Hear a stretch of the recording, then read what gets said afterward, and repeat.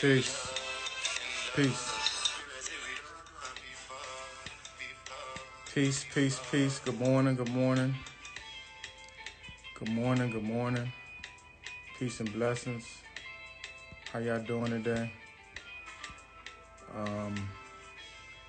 Join me. Tag a friend. And y'all gonna really have to bear with me today because I have done some things that I don't normally do. So y'all gotta just bear with me, man. I'm really. What's up with you, Mom? Out of nowhere, you I really had a. Oh man, let me get Dr. OGA.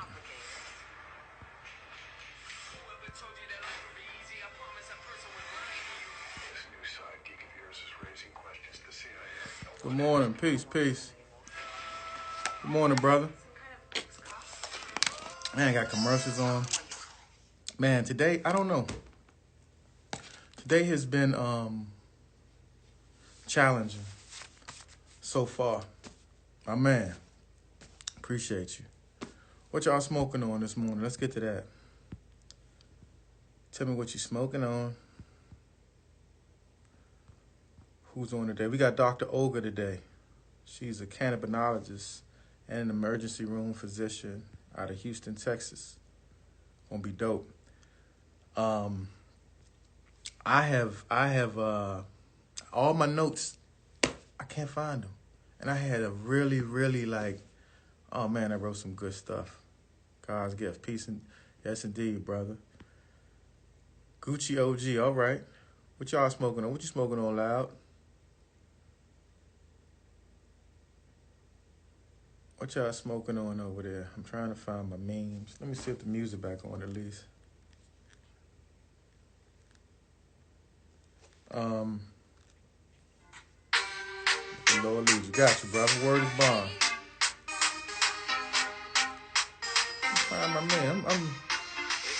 Oh, you smoking some God's gift? That's what's up. I like that one. That's a nice strain.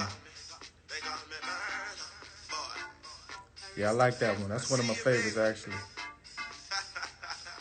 That's what my middle name means, too, God's gift. Real talk. I'm taking forever to find these things. That's our guest right there. There is my main. Dang, there it is. What are you smoking on? Something loud? Gucci OG. What about you, Liz? Did you tell me what you smoking already? Oh, Gucci OG, okay. What about you, So for Luxury? Chef, what you smoking on? My name means warrior. That's what's up. All right. We're going to try to get started a little bit earlier today because Grand Rising. Peace, sister. Grand Rising. She has a plane to catch. So we're going to we ain't going to rush, but we're going to, white only power will be dropping in March. Okay. I need to get down there, man, to Richmond. It ain't nothing but a stone's throw away. I will be there soon. Trust and believe. Chill Jackson. Good morning. Y'all count y'all blessings, wedding cheesecake. Okay, that's what you want. Wedding cheesecake. Is that a sativa or indica? Counting your blessings this morning. How have you been blessed? You woke up this morning, can wiggle your fingers and toes. I'm sure that's a blessing, right? Of course it is. Where we at?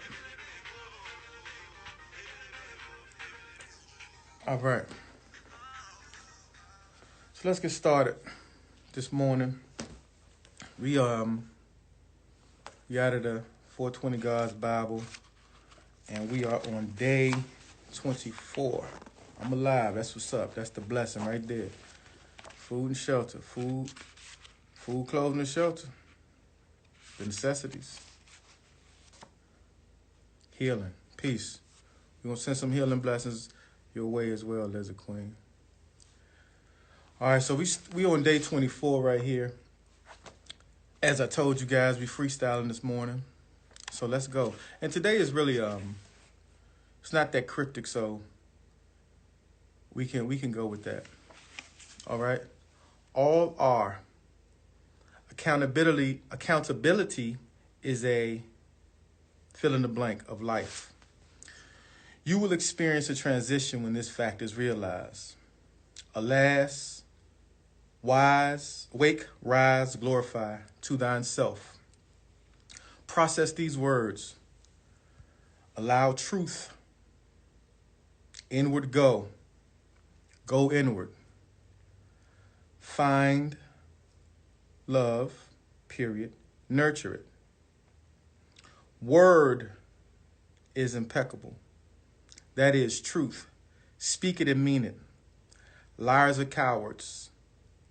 Betrayal of absolute areas of truth, keeping order marginalized has been overwhelming for mortals.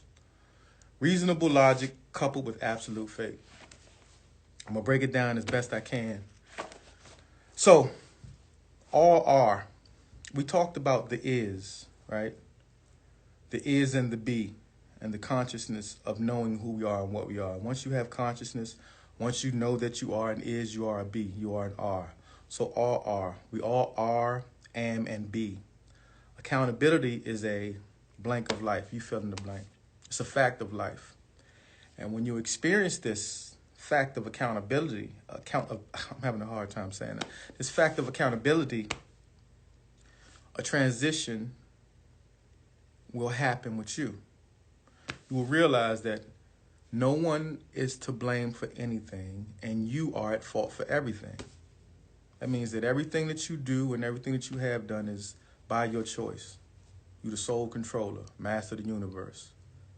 Alas, wake, rise, glorify to thine self. Be that. Be that I am, that all are. All are, I am. So you got to take accountability for what you've done and what you've repented for and what you've learned. To thyself be true. Process these words. Allow truth inward. Inward go. Go inward. Now, I talked about Adam and Eve a lot over the last few days or the last few episodes. And I also talked about the word. Now, let me start with that one. Yeah, okay. Boom, word. The word, right? In the beginning was the word, and the word was God. So, word is, all are. Word is, I am. Impeccable. Word is impeccable. It's the truth. Speak it and mean it. Liars are cowards. Now, we talked about Adam and Eve and how people actually tell of themselves when you're afraid. You see, if you speak in truth, truth to power, truth to anything, you don't cover yourself. You don't show people your hand. You show them truth. And people who are of a certain vibration and of a certain frequency, they will see the truth in you, and you will reflect it back to them, or you will give yourself up with fear. You'll cover yourself up with a leaf because you're not speaking truth. Liars are cowards. See how easy that is? Betrayals of absolute truth, keeping order, marginalized, has been overwhelming for mortals. Now, when Adam and Eve lied, they were cast out of the Garden of Eden. But there is a way back in, right? They said you can't eat from the tree of life anymore. But if you decide to let truth set you free, if you decide to let truth be your guide, you decide to speak truth and live truth, order won't be as overwhelming when you're speaking the truth.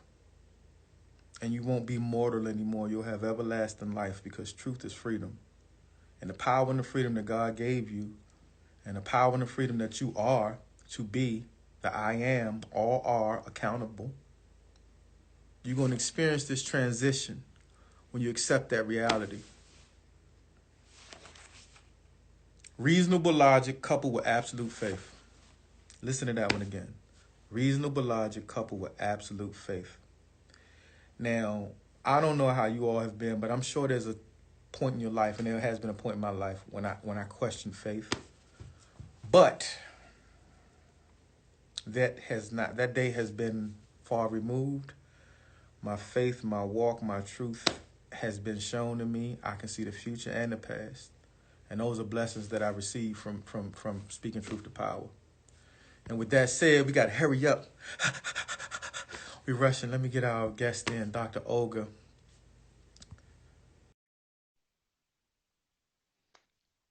Before she has to catch this plane. Peace, Blaze, man. Amen. Good morning. Grand Rising, hello. Grand Rising. How are you? I'm fine, thank you. How are you? I'm good. I told oh, you know what? I still got some notes on my thing. Good, lucky me. I left all my cards, my note cards. I don't know what I did with them. I left them. I think I was smoking. But Okay. but let's start let's start with you Okay, and I'm just sorry, I'm moving around a little bit, just trying to get my bag situated. that's fine. If you get yourself set, I can kind of do a little bit of introduction, let everybody know she's at the airport right now, has a flight to catch, so bear with us. But this is Dr. Olga. I'm gonna let you introduce yourself actually, Okay, no whenever problem. you're ready. Let me just get this bag situated, everyone. You know how it is. Yes, indeed. Okay. Well, Grand Rising, everyone. My name is Dr. Oga. That's OGA. I am a Nigerian American, so most people tell me to say American Nigerian, so I'll say that. So my name means Ogadimma, and that means don't worry, God is in control, loosely translated. Um, Born and raised in Houston, Texas, went on to medical school in Galveston, Texas, got my board certification in emergency medicine. I did graduate from medical school with honors in Burns research. Uh, I grew up in a family of informal ethnobotanists, and that just basically means ones who use the earth to make medicine. And so both of my grandmothers did that as a trade after their husbands passed away. And that was passed on to my father, who is an informal alchemist. So after medical school, you know, if you have that exploration or curiosity bug in you, then you start asking questions and looking for answers yourself. In my opinion, that's the smartest way to live, period, if you have any questions. So after medical school, I went to Central and South America, and really just looking for different types of therapeutic ways to heal. And it was for my own curiosity. I didn't have patients that I was looking to heal at that time.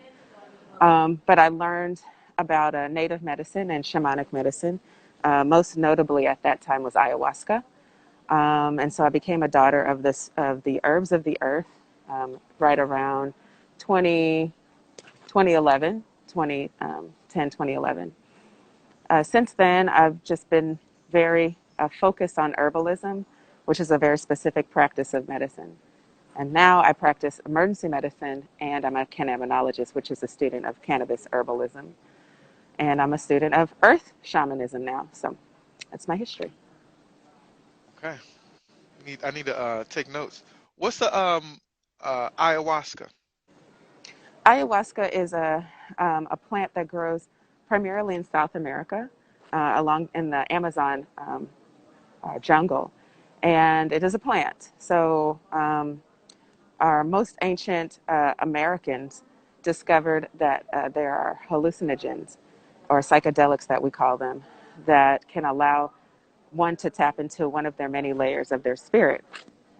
And in that process, you can discover healing from a cellular level and from a spiritual level so that you can have total body healing. Most practitioners of health understand that healing does not just come from medication and it doesn't just come from therapeutics. It comes from you integrating that into the system that needs it most. And I mean, if you have dreams, then you have to understand that we are not just the physical body. And if you focus on that, most practitioners understand you will not get healing. You will get treatment, but you won't get healing.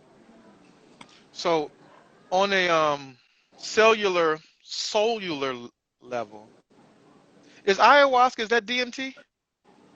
It invokes it. It helps you to secrete that God molecule, but it is not itself DMT now. Okay. So solar. On that level, um, we have to be healed. And without that, I'm asking, this is a question. So without that level of healing, we're just kind of putting frosting on top of cake, or just a band-aid on top of a open wound that's not, that needs stitches or needs medication. Is that? Well, I mean, honestly, it depends on the person. So some people just need a break. Some people need a little bit more than a break, and some people are ready for healing.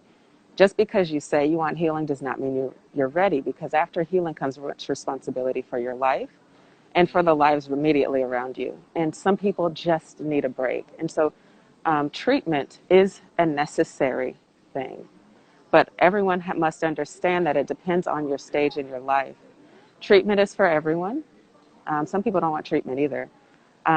But treatment is basically the starting point for everyone. Some people are ready to get past treatment as soon as they taste it. But treatment is, like you said, it is like a band aid. It helps with your current state of quality of life. And it is a very important step to recognize if you're in that stage, Hmm. That you need that band-aid at least to start. that you at least need the band aid. Hmm. Okay. Um, Let me ask you, can you give us a little bit of your spiritual background, how you grew up spiritually? Hmm. I grew up Methodist, and I'm Hmm. sure everyone here knows that's Christian. Um, my parents grew up Catholic. My dad was a defiant Catholic. My mom was a devout Catholic. And so it was a little bit of mix between Methodism and Catholicism in my house. We grew up with the Bible. We read the Bible every Saturday evening for about 6 hours, 4 hours. And we had to go to Sunday school, and I sang in the choir, and very involved, at least 1 to 2 days out of the week. I left that faith around age 18, and around age 17, and then I came back to it around 18 to 21. And then I was a very devout Methodist, and then I left Method. again. I was a Methodist, yeah. And then I left it. I was like, I don't want any more meth.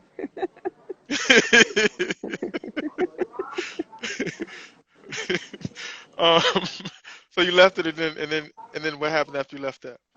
And the reason I left it the second time was because I really believed that, not that I'm perfect, that at a certain point, all those of a religious faith should outgrow their pastor. Mm, Your faith should grow. It should grow, and you should require either a much more a higher teacher than that, or you should yourself become your own teacher. And so that's why I left the second time. Um, but yes, I love that, and I've always wondered. That was my whole. I've always questioned people like, why do you have to keep going to church? I don't understand. Like, what are you going? Like, you haven't learned enough from however long you've been going. You know what I mean? That's always been a question to me about people. And it's like, well, and I mean, I can come up with my own theories why people go. I know there's a fellowship, right? I get that there's a part of it. fellowship. Exactly. I was going to say, let us not forget that. Now, you do want to go back to your friends, and you guys Right. build that ball of, energy between you, and that's priceless. That's probably a I, lifelong thing. But your I pastor is get different. that. Right. Right. And even if you did go in fellowship with your friends or whatever, you still should outgrow that. And I think that's a very important point.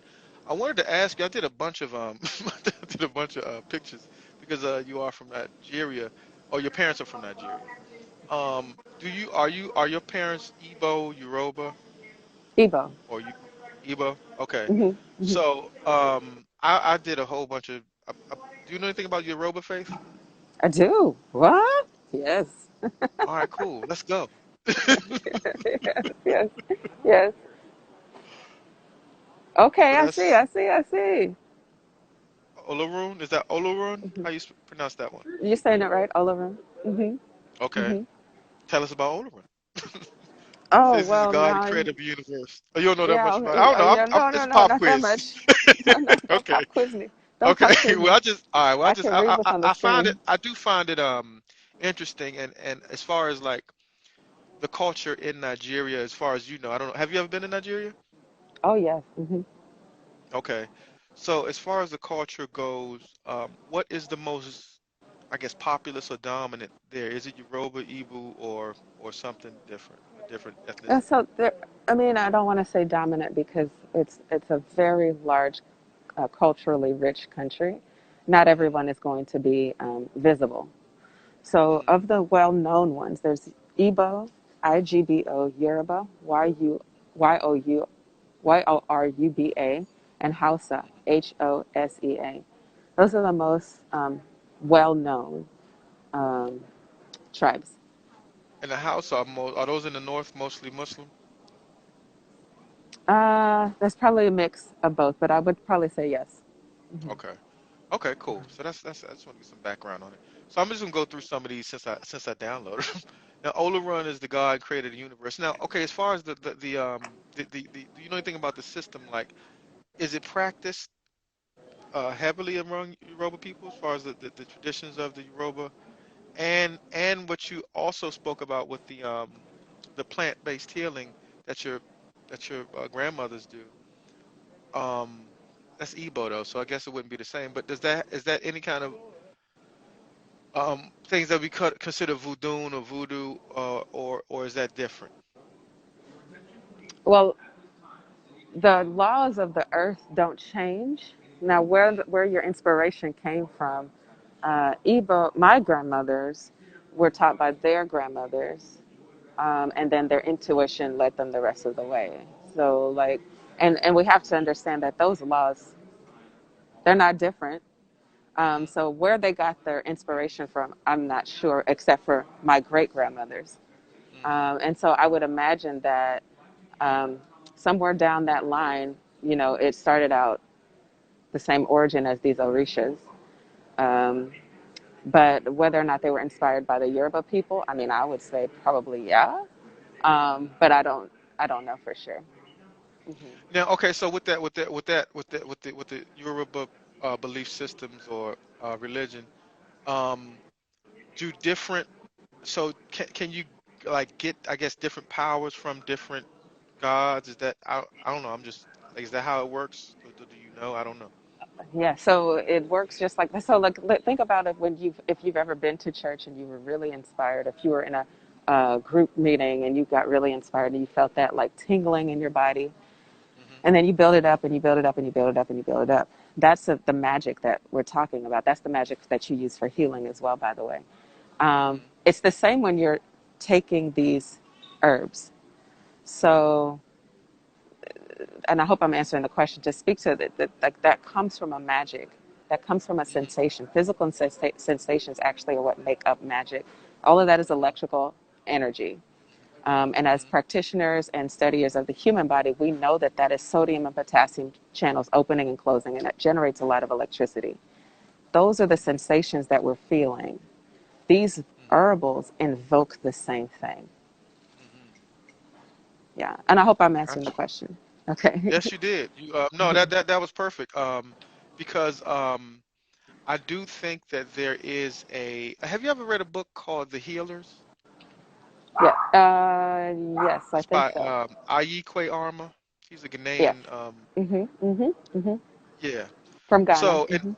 yeah, and I read that book, and I remember you were saying. I remember you talking about different kinds of healers when we did the pre-interview, and and I remember in that book as a healer or the healers were people who weren't necessarily they were medicine men basically. They were the people who lived and studied the trees in the forest, and when people needed help, they Mhm. would come to these people for healing. Whether it might be some stomach issues, chest issues, whatever it is, the healers had the plants that would help heal your ailment. Um, and so now about what you're doing now. You said you're studying the shaman to be a shaman. Hmm. What does that entail? So, shamanism is the level that a practitioner will get to in their thinking if they're really seeking healing for people, so to use their abilities. And so, what it encompasses, I started out, for example, as an emergency physician. And then that teaches you about chemically altered pharmaceuticals. Okay, so they take the earth and they alter it chemically. And then you understand how that interacts with the body. Then I went to native medicine, which is herbalism. And herbalism teaches you how to use it in the whole plant form before it's altered, and then watch how it affects the body and the mind. Hmm. And then you learn a lot from there. And then you become comfortable with the whole plant. Hmm. So then you graduate again, and you realize that it's not just the plant that heals. Hmm. You need the person to be involved, and you need them to know what the plant is doing. Hmm. And so then you go that next level where you incorporate lifestyles changes, and that's called lifestyle medicine. And that's the third level. Then you say, okay, and you see how that helps, how the person starts thinking differently while the medicine is in them, how the person starts eating differently, how the person starts sleeping differently, and they awaken their consciousness. And you watch how that affects their whole body. And then you say, huh, well, if whole plant is a step up from chemical, what's Hmm. the step up from lifestyle medicine, which is the regular medicine practice of the whole body healing? That's Hmm. shamanism, the spirit. So you get past the body and the mind, and Hmm. now you say incorporate the spirit. Hmm. In order for all quantum practitioners really accept that there must be a layer that we do not fully understand that is keeping us from living forever, having healing forever, healing our generations, which is our DNA, Hmm. there must be a way. And so shamans, which are earth, air, water, fire, and spirit shamans, utilize the elements that we know exist on the earth, including the element of spirit, which we haven't yet quantified, to Hmm. bring permanent healing Hmm. and changes to your genetics. Do you think that that's powerful. Do you think that the discovery of antimatter is spirit? You talk about the Higgs boson particle and CERN. Yeah, Are we because there was are a we talking about? theory. Yes. Well, I mean, I know what. I know there's been not just the particle, not the particle, not the Higgsburg particle, but there was a there's from my understanding there's two things that exist in the universe: matter and antimatter. Matter is everything that we can see, touch, taste, and feel, and even things that we can't see like gas. But then antimatter is the opposite, where it has this opposite effect. We can't see it, but it's actually the glue that holds the everything together. I'm And it's smiling underneath it, just so you know. I can see. So this antimatter that has been in existence longer than matter that we can see. So this antimatter is bigger and more powerful than the matter that we know of. It's the unknown. It exists to the point where scientifically we can acknowledge it. And then there's a level like you were talking about earlier of spirit that we all acknowledge that exists but can't yet quantify. So I'm wondering if it's do you think that's what that is? Or has anything to do with it? Do I I don't think know. antimatter Yeah, is? Do I think it's what? is spirit. Oh, okay. Um, what I know about this topic and what I theorize are two different things. What I know is that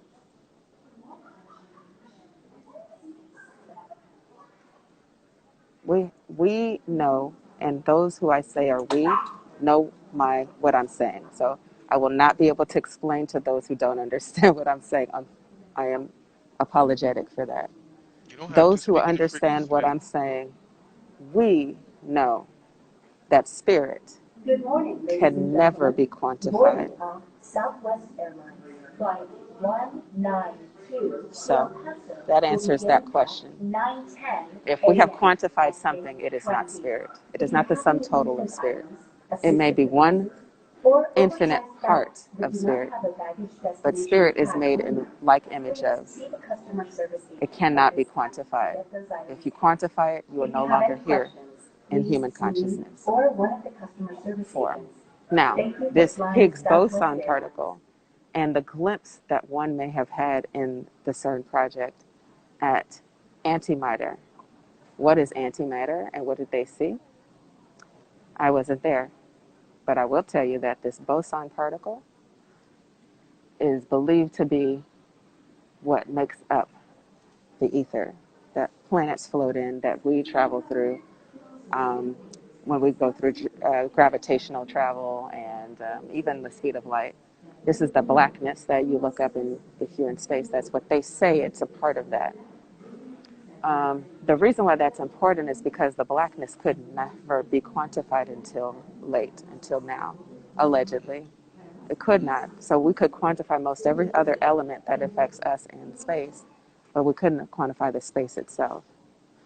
And what they believe is that the space is the place between the non-existent, which you cannot fathom because if you could, then it would exist, and the existent, which is where they believe God said pulled from in order to create everything. So they believe that they've quantified some fraction of that, and they're very excited because what they found was that the portal between that which does not exist and us. And they saw the shadows that were cast. And this is how they were able to say, oh, black hole, the light can escape. Oh, we have an answer, a little bit more answer to that which is God. And the rest of us, you all know who I'm talking to, are sitting here with the straightest face as you. Because we already Really? knew that. We just didn't need a name for it. I didn't need to see it cast a shadow. Hmm. We are the Because light you and could. we came from that. Yeah, we came from that. Hmm. So those that did not come from that will be Hmm. exceedingly fascinated. And that doesn't mean we won't be fascinated. They will be Hmm. exceedingly fascinated and hunger for more information. They will look to acquire knowledge, knowledge that we are neither surprised by nor that we need to go discover. And so I'm, speaking on the Higgs boson particle, I will say that I think that's what they believe is part of antimatter. Um, and it is extremely fascinating to me to just watch and see what all they're discovering about us. The people who I guess had who couldn't fathom it at one point. Unfathomable. I mean, I get it. We are unfathomable. We are a I very told, difficult thing to understand. I said that last week to somebody who said that she said we didn't deserve uh well, we were talking about questioning your faith, right? And I said you have to question it. You have to question something so absolutely unimaginably magical. It has to be questioned because it's unbelievable. So you got to question it. You have to question it, but then after you questioned it and it's been shown to you, then there's nothing else to question, and you're really just repeating what you've already known. But I do Oh, think you yeah, have to wow. question it Hmm. Well, I because mean, it's just too great to not. You understand? I mean, it's, you know what? let me just ask a question. That question with a question. What is wrong with knowing yourself? Because when you ask questions, everyone's questions are not the same. When you ask questions, they are specifically unique. Only you would ask them. So when we maybe take out away that little instigatory kind of connotation with questioning yourself and say instead, ask questions. Instead of questioning, you're not bucking at it. Because when you do that, then everyone says you're not supposed to do those kinds of things. So let's turn around and say, ask questions. Because honestly, what you're reading, someone else asked questions. And for you to read Exactly. your Bible is to say, well, it's okay for them to have asked questions and gotten answers from your God, or it's not okay. There's no way the Bible would have been written without questions being asked and God Yeah. providing answers. So for us to stop here and say we don't ask questions, is to say that you are telling God that you are insignificant and the questions he bore in you that he's waiting for answers to be given to you are not important. They don't need to be contributed. So rather than questioning as if you dare God to be anything great or if you mean disrespect, why don't you turn it around and say your responsibility to your God is to answer the questions he put in you, only you specifically get those answers and contribute them to his universe. Mm. We And, are supposed to ask questions. indeed, He's waiting for us absolute to. Hmm. reasonable logic coupled with absolute faith. Amen. That was that was Yes. that was the last of what I just said. And I have another one further that just talks about it, um, but for me, and like you said, for others who know, it's no question. The Hmm. questions have been answered, and now for me, I think it's a frequency that you once you get to that Yes, you level, do. Come on now, now you're just King. waiting. You're just waiting, right? Hmm. You're waiting to see what you've already seen. I Hmm. drew pictures when I started my journey. I used to draw these pictures, and I drew these events that were going to happen, and I actually wrote them in 2020. I can show you the pictures. And so there was a lot of things that I was seeing that was going to happen. I had a friend of mine before this year in 2019. He kept telling me at the end of the year, he said, "Man, I keep seeing a lot of death." I said, "What you talking about?" And we had friends that were dying. He said, "But he said it's a lot. I'm seeing a lot." And I was like, "What do you mean a lot?" He said, "I don't know how to explain it, man. I just keep seeing a lot of death." And I was like, "All right." I just told him, "All right." And then once we saw Corona hit, I said, "Is this what you was talking about?" He said, "This is what I was seeing." He just was seeing death on a grand scale, not just on a personal scale, like we're gonna lose a lot of friends, but just a whole lot.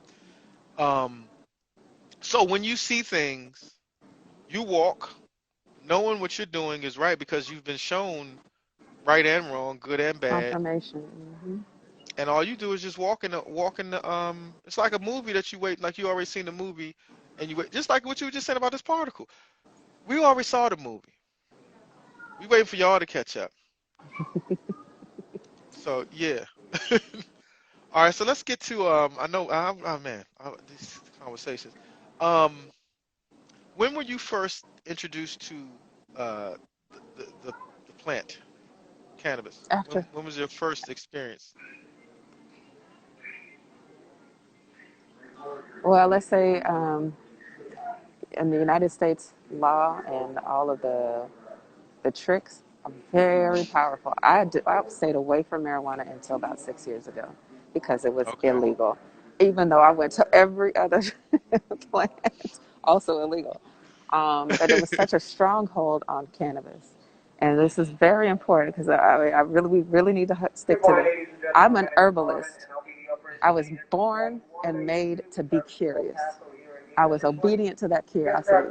And yet, when it came to marijuana, I said, oh no, that's illegal. I can't do that. Hmm. You know, You and got I to was going think to about ask the you this. programming. The Let me ask you programming this is because I was real. going to ask you: are there any problems? This was one of the questions I was going to ask you real quick. Are there any problems with the traditional African values and cannabis consumption, Christian morality, and guilt? And I'm wondering if those things combined made it difficult for you to break the stigma in your own mind. Um, the Nigerian thing, no. And it's Okay. strong, but that, no. My dad was ready for that. Um, but the country's law, I'll tell you that it was different. There's a stigma also that women should stay away from such things. That was Mm, really kind of strong for me. Um, mm, staying away from like drugs and all of that stuff. mm. Um, and then the just say no to drugs thing. I'm a physician Yes, you're right. and I'm supposed to be like a role model. So a lot of that, Hmm. I would say, added to deterring me in the beginning. And I was really reluctant. I came on as a medical director, and that was the only way I was going to do it. Is if I had a lawyer and a and I was, directing for me. I wasn't touching the plant.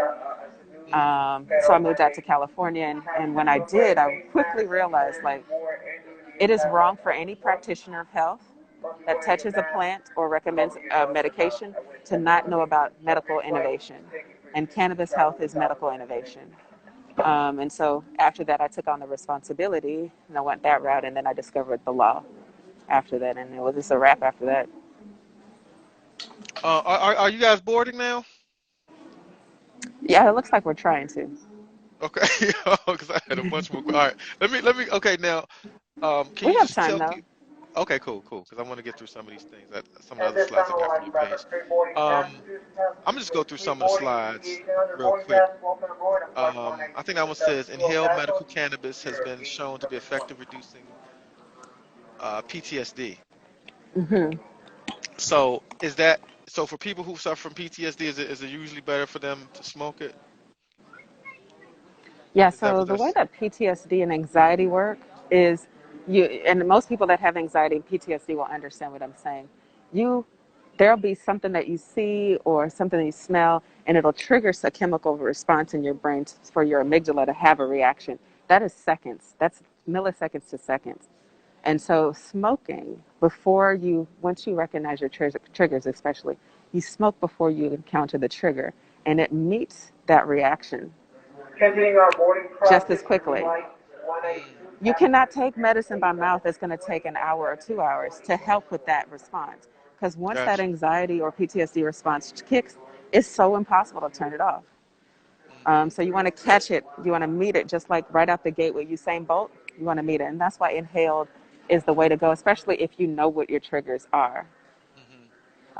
But yeah, I prefer that for those aborting those triggers. Got you. Okay. Um, this one, know the difference. While THC activates the CB1 and CB2 receptors, CBD can also block them. Yes. If you give me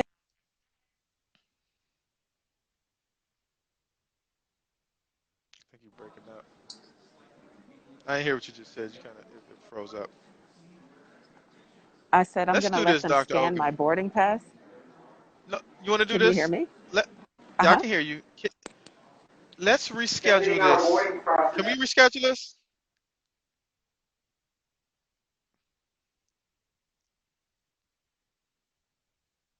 I'm losing her. Can you guys hear me? I think she's about to go on a plane. Can you guys hear me? I see some love hearts. Um, can you hear me? Okay. Dr. Oga. Paging Dr. Oga. Let me see if I can move this. I hope. Yeah, that's what I want to do because she has a flight today. Let's do the Dr. Oga. Can you hear me? I can't hear you right now.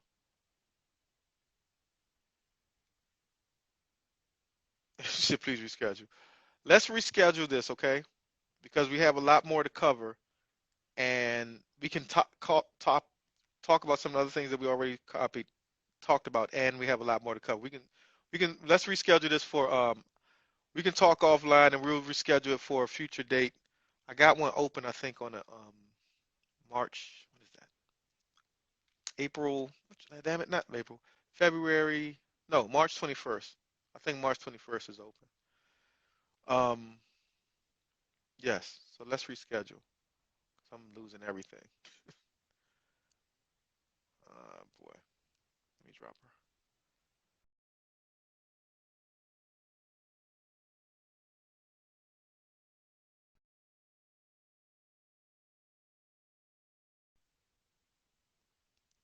DR.OGA.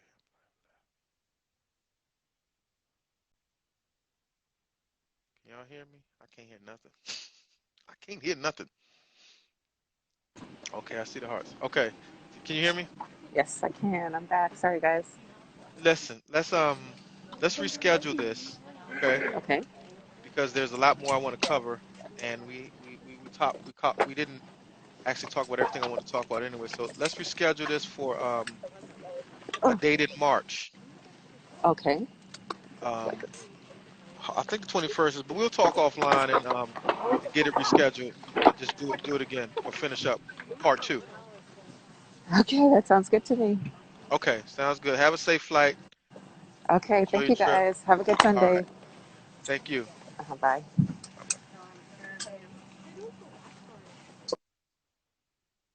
Okay, cool.